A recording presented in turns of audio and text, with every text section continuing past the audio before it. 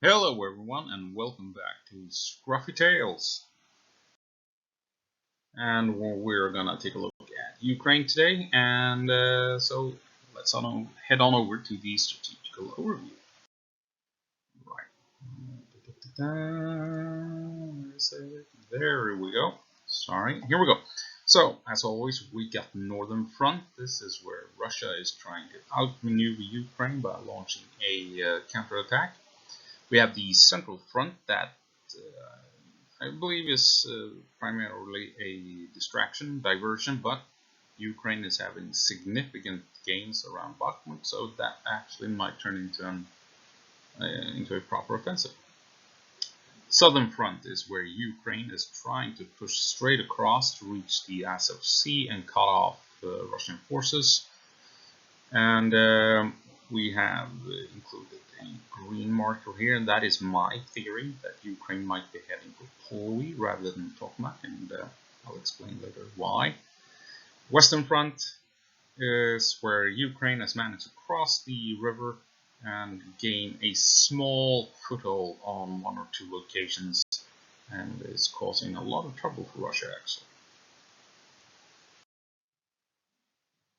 Right, strategical overview. The Northern Front, that I have called in previous videos the Russian Gambit.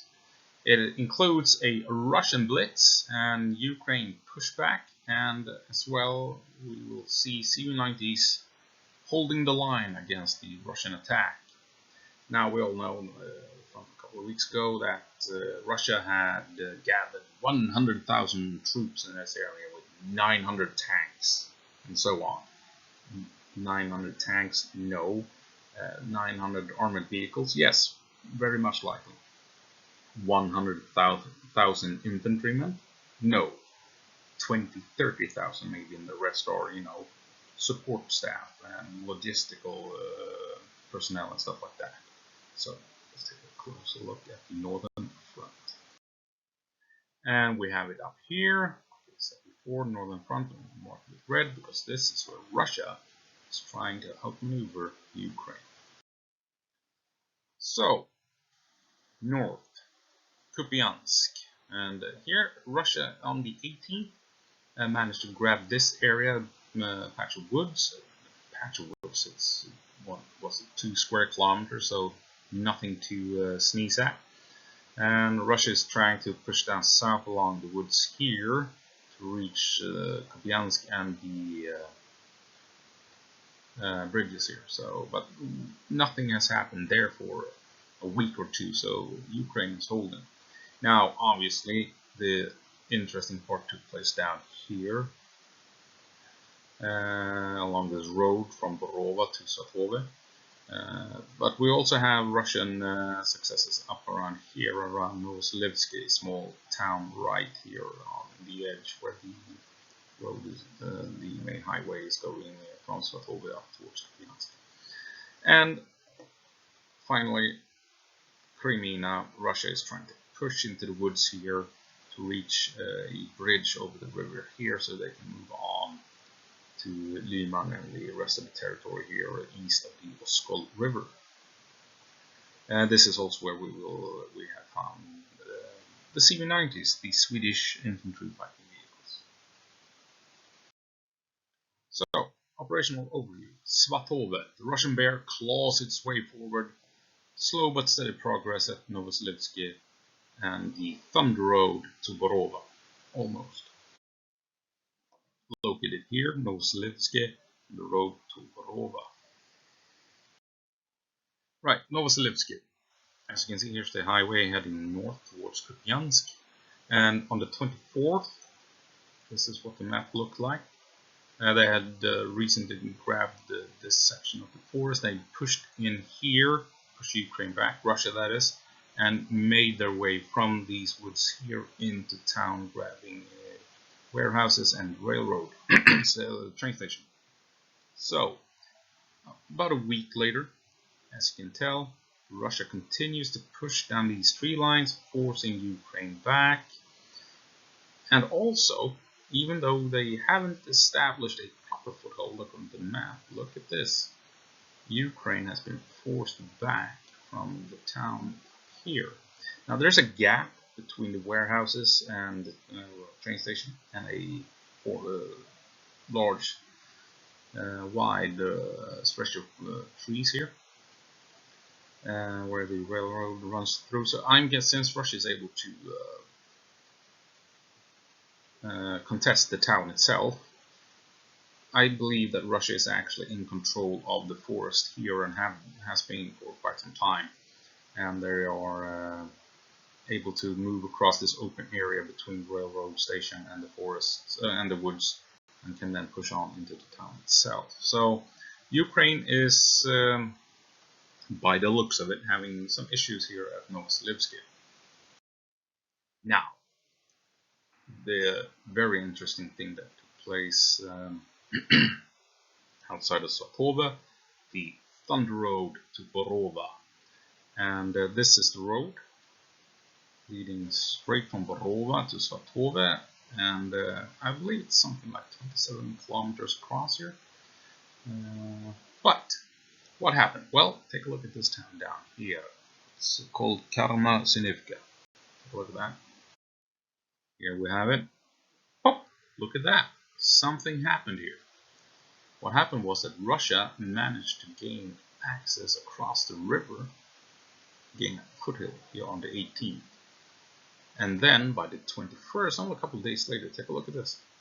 Boom, moving out here. Now this is high ground. They're down in a valley here where the river is, and then they're starting to push their way up the high ground. And on the 21st, by the 25th, take a look. Karma-Synivka, they've taken the high ground here, and then boom, made it all the way up here. Now, according to official Ukrainian sources, they never made it this far. I believe it was something like more like this that they claimed.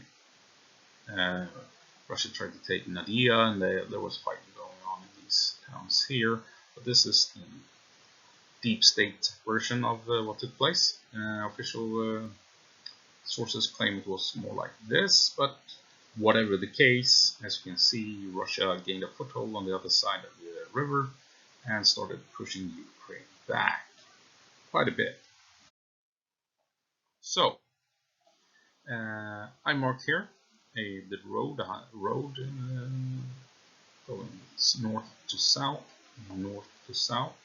This is the main highway between Svatova and Borova. Here is the road north to south, and here you have a big ridge line, as you can see. So what happened? Well, Russia got across the river and gained the foothold on the hills, started pushing up these hills, and, well, if we're to believe Deep State, they made it to this road. And Ukraine held the line on the ridge itself. And as you can see, there's towns here. So Ukraine fell back, rearranged their lines, got troops in proper order, and held the line on the ridge, denying Russia to climb the ridge line and gain a foothold on the high ground. And what happened? Well, as you can see on the 25th, 5 days later, Ukraine has pushed Russia back quite a lot. Russia is still holding ground on the western side of the river, but they have been pushed back steadily by Ukraine. So what happened? Well, apparently Ukraine rotated some veteran units out and then put in some new fresh troops to hold the line. And Russia took advantage of this, pushed in hard, and the fresh troops fell back. I mean, not unexpected, to be honest, but, you know, Ukraine acted fast, got their shit together, and forced Russia to fall back instead. So Russia never got up on the ridgeline, and they were then pushed back to the edges here of the high ground and back into the valley with the river.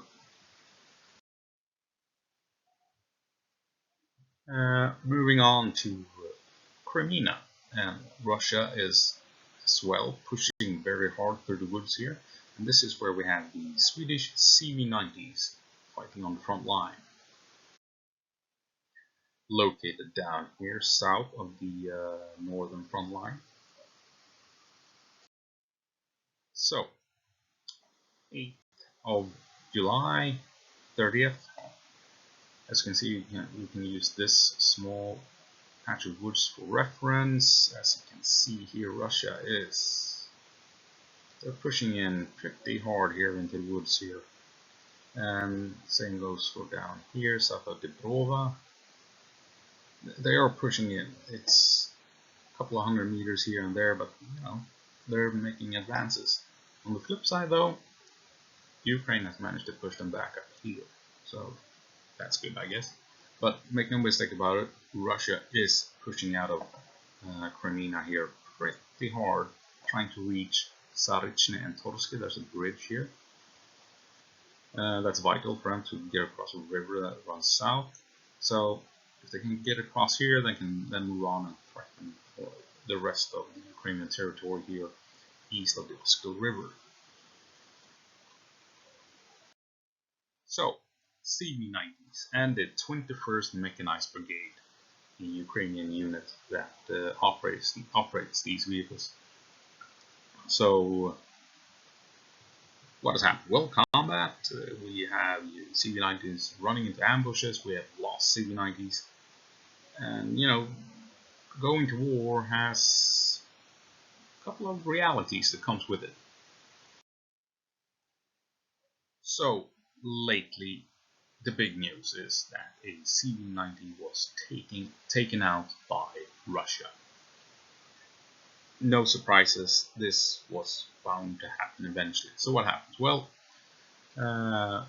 big tree line and another smaller tree line, and we have learned that this is what Ukraine likes to do.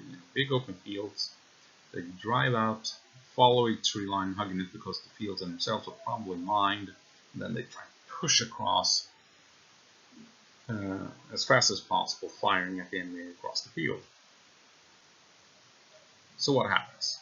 Well, the CV90 lead CV90 in this formation moves along, and then an anti-tank weapon is launched really close. I mean, this is where it's launched, and you can tell the distance is close. Is it handheld? Is it remote controlled? Or does the CV90 trigger a mine of some sort? Who knows? Hard to tell.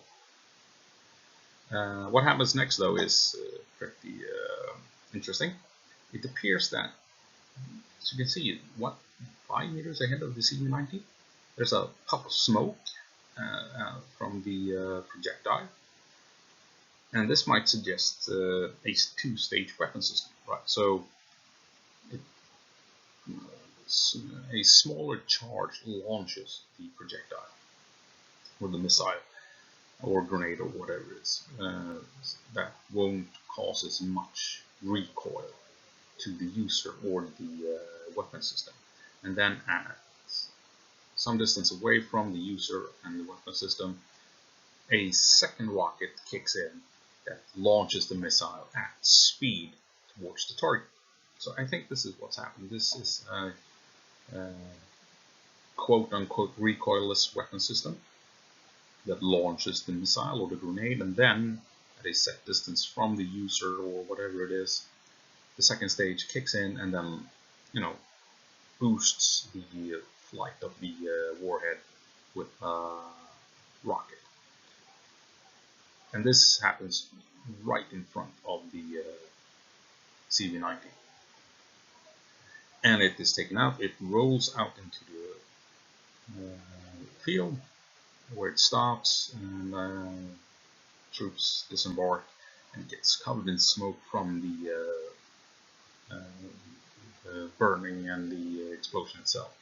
A second CV90 then follows, trying to reach the first one. It's firing across the field. They've been firing across the field the entire time, and as it comes close to the first, we see an explosion detonating right next to this second CV90. So Russia has targeted this position, as we can clearly see. They're taking shots from anti-tank guided missiles, artillery, or whatever it is. They're getting hit at this moment. So, yes, with more evidence of Ukraine's tactics of moving down a field, hugging a tree line to avoid the mines, and Russia, as I've said before, they set up ambushes along the tree lines when they realize where Ukraine will most likely launch an assault.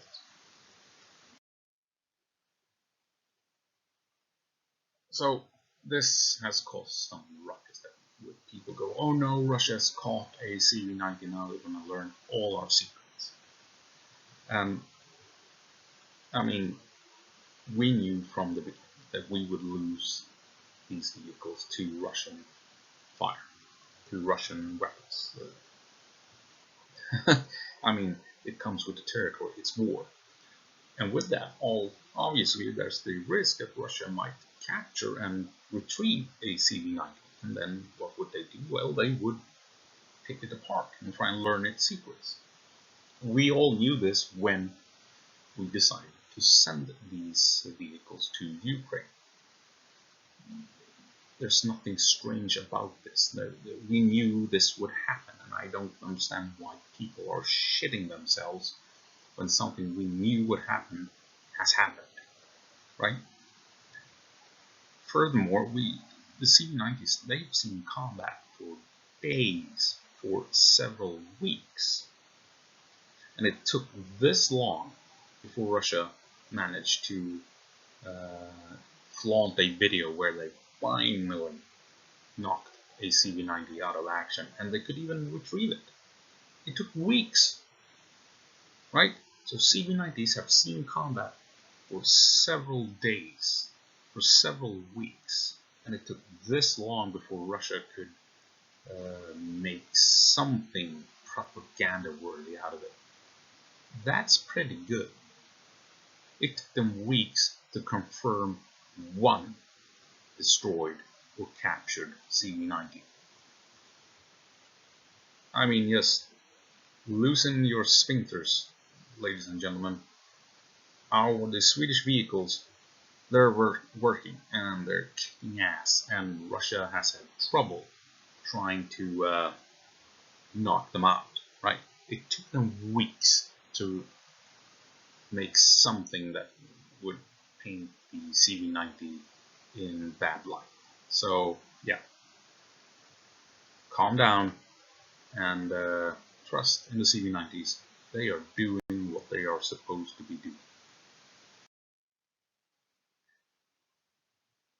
And yeah, just take a look at this. We have the reality of war in Ukraine. We have the fields here.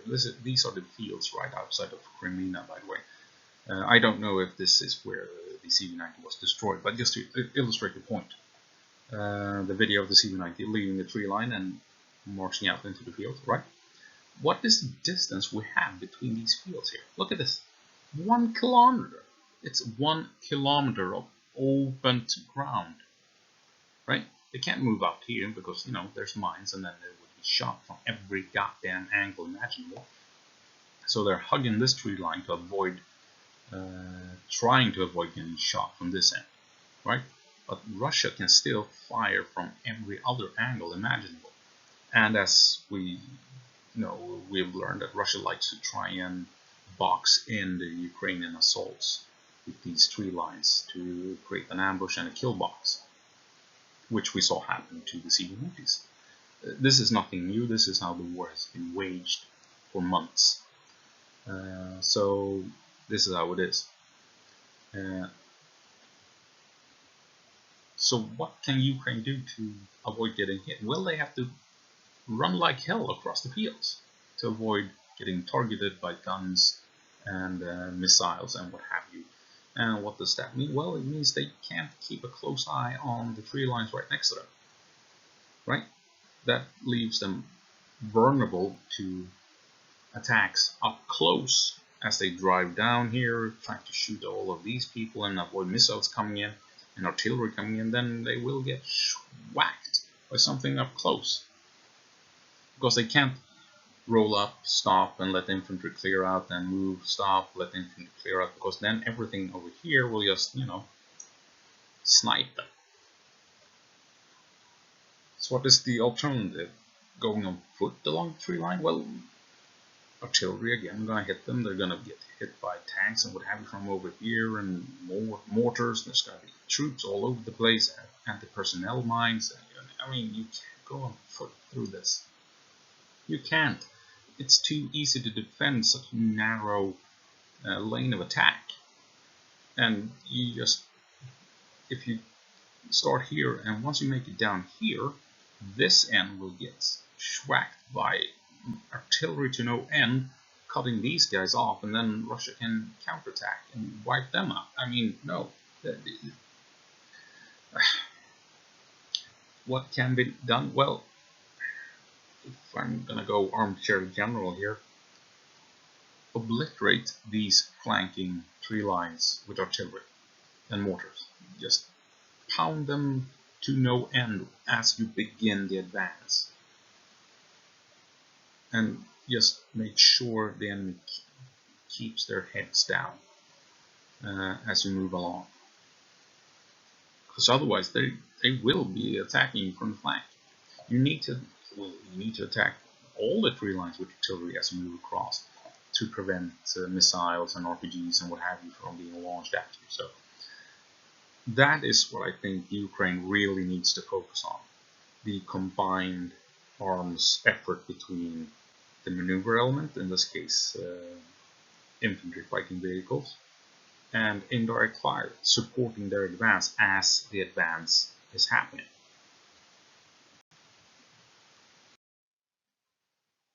Right. Bit of a rant. Moving on to the central front, and we are going to focus on Bakhmut. And it's located up here. Donetsk is also part of the central front, along with Avdiivka, the town located here. But like I've said before, here they're trading territory back and forth. This is clearly just both sides are keeping pressure, just so because they have to, more or less. They can't ignore this part of the front line, so they're fighting, but no one is making massive gains, right? However, Bakhmut, that has become really interesting. So, what has happened? Well, I said from the start that I thought this was a diversion from Ukraine, because Russia would throw everything into the meat grinder here to hold Bakhmut to this important propaganda victory from their spring offensive, winter and spring offensive. So I didn't think Ukraine would stand a chance of making any gains in this area, but as it happens, Ukraine has made significant gains, primarily south of Bakhmut here, around the town of Klishivka and Kurdyumivka. And they also pushed down here towards Krasnohora and made some gains up here north of Soledar. And what is important is that Ukraine has managed to secure the high ground here. This hill they've held on for entirety. Russia never managed to take it, but Ukraine managed to push up on this hill outside Bakhmut and this hill down here at the Kurdyumivka. And now they're making gains from the north towards this big hill here, also very important. And why is this important? Well, from this hill and this hill, they can basically attack Russian supply lines moving into Bakhmut, especially if they grab the hills up here outside of Soledar. But what is interesting down here at Klishivka is that this hill allows Ukraine to fire directly into Bakhmut itself. And this is interesting because this patch of woods here, this big forest, allows Ukraine to rely on cover as they make their move towards Bakhmut. So if they can use the hill to fire at all the buildings here, they can then rely on the cover of this wood of these woods to move into town and start gaining a foothold in the town, in the city itself. Very interesting to see if Ukraine can pull that off. But before they can do that, they need to take Klishivka, and that appears to be happening. It's been going on for several days, right? They're making gains, they are, but this fight has been going on for weeks now. It started with Ukraine getting across here, and then they started making a push along the tree line here, and they managed pushing up here and here. And then they managed to move into the woods here, they managed to move into the woods here, and now they are threatening the town itself.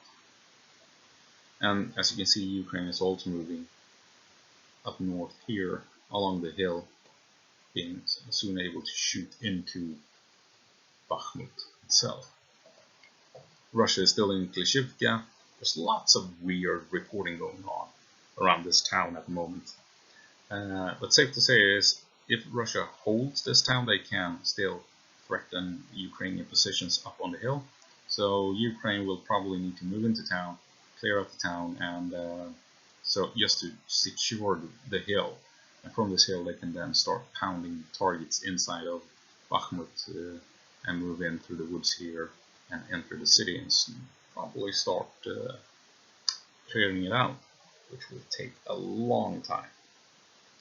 Now, I just want to point out though that yes, we are seeing very good gains by Ukraine, and there are reasons to celebrate, but behind Bakhmut we have multiple towns and villages that still needs to be liberated. And just outside of the map here we have the main Russian defensive line. It even extends up here, by the way, so Ukraine is about to hit the main Russian line that is just outside of Soledar here. We'll see if they can push through, but oh yeah, this is just the beginning of pushing through Russian positions around here. And Bakhmut is actually the tip of the spear of Russian defenses, believe it or not. Right, moving on to the southern front, where Ukraine has made several pushes, and Russia appears to be struggling to hold the front line intact. So we were up here, now moving down here, southern front. And as you can see, Ukraine has made pushes here, they made pushes here, they made gains here, down here, outside of Robotyne and dear God. And they've also been pushing over here, but it's been tough going. Both sides are, nothing really big has happened here in a while. And like I always point out, Polohy is my own special theory, marking it here so you know where it is. But first off, operational overview for Velika Novosilka, the Ukrainian Thunder Blitz, as I have called it in the past. Didn't turn out to be that much of a Thunder Blitz, but we're still trying to push through Russian lines in this location, located here.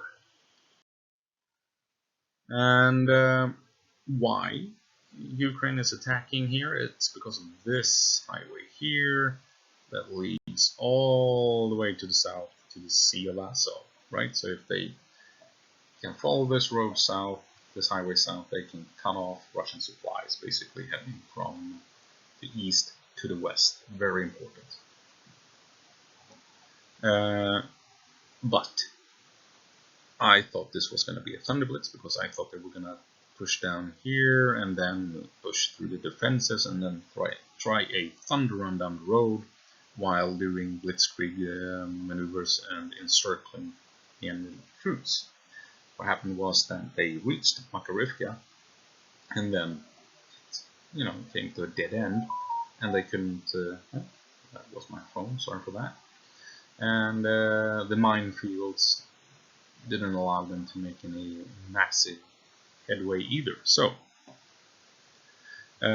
Ukraine reached Makarivka, couldn't reach Staromayorsk, and what they did was instead move around on the flanks here, taking this big hill to the west of Staromayorsk, and this has taken Ukraine over a month to achieve. So they pushed up here, and this has taken them over a month, and now they finally managed to push into town of Staromayorsk and taking control of it. Here is another town called Robotyne that appears to be still in Russian hands, but Ukraine is trying to push in to liberate that as well.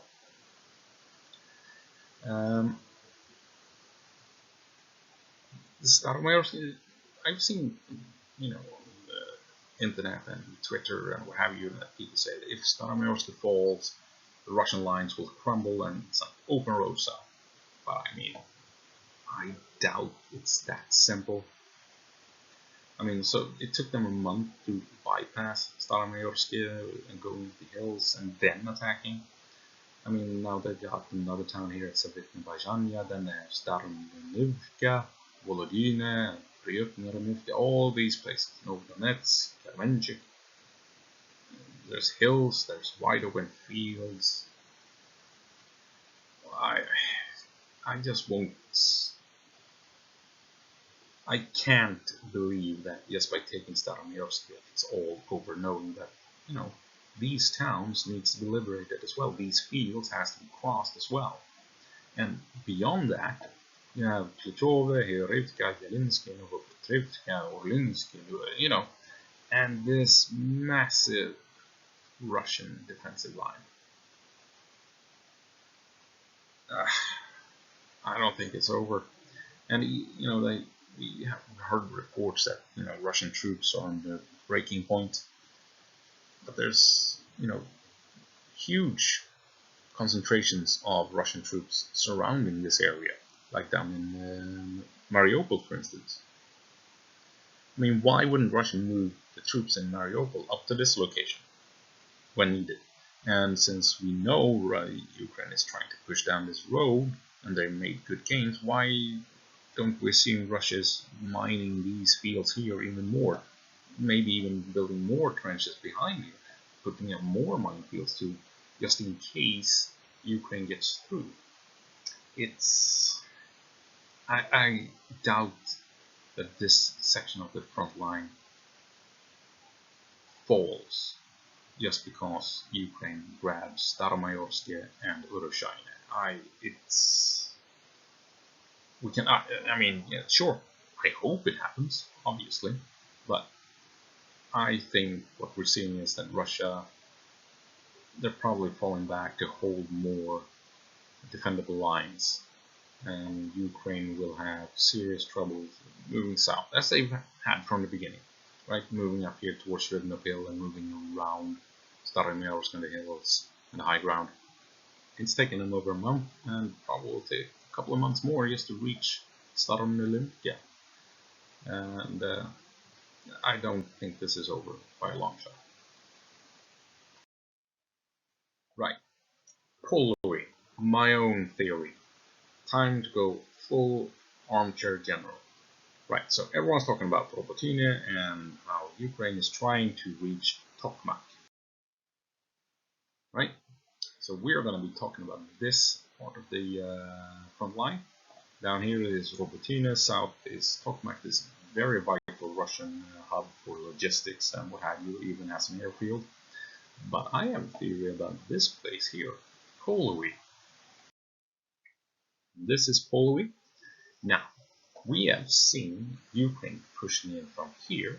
Ukraine is pushing in from here, and Ukraine, for a week ago, pushed in here, and they gained 1 or 2 kilometers in depth, and then a couple of kilometers wide. They pushed Russia back by massive. They made massive gains against Russia, and it's directly north of Polohy and heading south, towards Polohy. And over here around Robotyne, Ukraine has consistently been making advances south, east. They've been moving like so, liberating territory around this highway here and the railroad leading to Polohy. So while they made gains south here, they after that moved southeast along the highway. And yes, sure, this might all be in order to outflank Robotyne and go around it, right, instead of going through it. That might very well be the case, but there's been a lot of talk about fighting over here around Verbove, for instance. Even if Ukraine is trying to push into Robotyne as well, there's been significant amount of talk about Ukrainian troops fighting in and around Verbove. That is, that is not on the road to Tokmak. That is on the road towards this highway leading from Polohy down towards Tokmak. So maybe, here's my theory, maybe they're heading for Verbove in order to cut off Polohy from Tokmak. Because Tokmak is the logistical hub where that sends out all troops and ammunition and supplies to the front line. And, it seems they want to liberate this highway here and push Russia back from it. And so on. So but why am I focused on Polohy? Well, here you have Polohy. This is Polohy, this big-ass town or city. And take a look at this weird thing in the middle of it. That's a big-ass thing of something strange, right? That's a train station. That is a massive, massive train station right smack in the middle of the city or town of Polohy. And Polohy is a huge railway hub with railway going north, going west, south, and so I think Ukraine wants Polohy in order to use the railway to just ship in all the troops and ammunition and everything else they need and build a forward base of operations, a fortified forward base of operations, so that they can then get reinforcements and supplies in safely to the front line and then start shipping things out to the troops fighting. That's what I think. I could be very wrong about this, right? So, but I mean, they're making gains up north, here and here and here, all around Polohy, and this attack over here began going south and has since then moved more and more southeast, and even around here as they started, clearing up the ground around the highway and railroad between Polohy and Origi. So that was my theory. Now let's take a take a closer look at the Ukrainian Blitz, the assault at Robotyne, where apparently 100 armored vehicles launched a daring assault. And it was a massive push. I mean, take a look. In a week, this is where Ukraine was. This is Robotyne. Take a look at this. A week later, boom! Ukraine is pushing Russia back, and this is contested area. We have seen damaged Ukrainian vehicles in and around the area here, so they are pushing on and pushing through and forcing Russia back. And from Russian positions up here all the way down here, that's basically 5 kilometers. So from here to here, 5 kilometers. Russia has been pushed back very far in just a couple of days. And it's interesting because we've seen these slow-moving attacks made by Ukraine this entire war, and now all of a sudden, out of nowhere, this big, massive push, bam, pushing it through Russian lines, and they are now in the trenches, in the dragon teeth and what have you, trying to push through. Very interesting. So the reason is why? Why are they pushing down here? Are they heading for Robotyne? Are they trying to move around Robotyne and head to Tokmak? Or are they aiming for Verbove? Right? it seems like they're heading for Verbove, if you ask me, right? Take a look at this. It's what, 1.3 kilometers from the edge of Verbove to where Russia has complete control, and beyond that point, there's fighting going on in these trench lines and defensive systems, locations with bunkers and what have you. So Ukraine is moving in. Ukraine is not far from Verbove. That's very interesting. Likewise, on the other end of the front line here, Robotyne, they are right outside the town itself. Take a look at this. Russia's in the buildings, defending the fields from preventing Ukraine from crossing the fields and entering the town. So we might see a final push on Robotyne soon from Ukraine, and maybe even a big push towards Verbove as well. Right, moving on to the Western Front, a very dangerous Western Front, located down here at Kherson and the Dnieper River. Right, so what is interesting over here? Well, Ukraine has not lost its hold on the southern end of the Antonov Bridge. And there's also a second crossing somewhere around here. I haven't located it yet, but Ukraine is moving across, harassing Russian troops. They are holding on to Antonov Bridge. Russia can't push them away from the southern edge here, the southern bridgehead.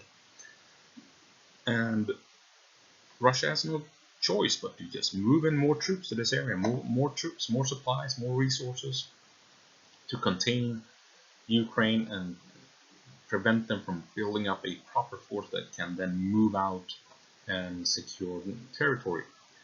And the reason is quite simple, and I covered it many times by now.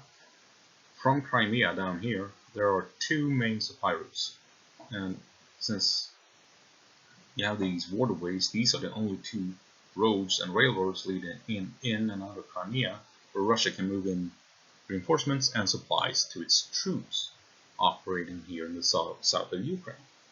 So if Ukraine can build up troops south of the river, they could potentially start moving in on these two supply routes, and Russia won't allow that to happen, so they must send in troops here, which obviously has the consequences of these troops and these resources can't be used elsewhere along the front line. So just by having this minor presence south of the river, Ukraine has managed to force Russia to allocate a lot of troops and manpower and equipment to hold this area to prevent Ukraine from sneaking in behind them and cutting off Russia's vital supply lines from Crimea to the front line.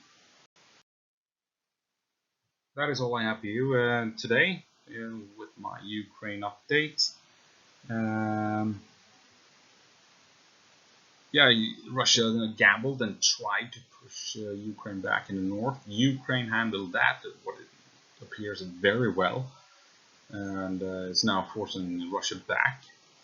And in the south, Ukraine is making very impressive gains around Staromayorsk and around Robotyne. So yeah, this is looking good. This is looking really good.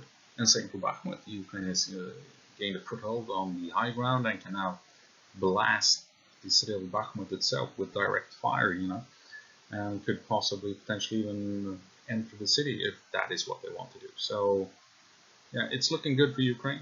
It's Russia appears as if they're on the back foot and might even have some serious trouble with getting their lines in order, and they are having issues fighting, especially on the southern front, which means they might have to give up their efforts in the north. So it's all good.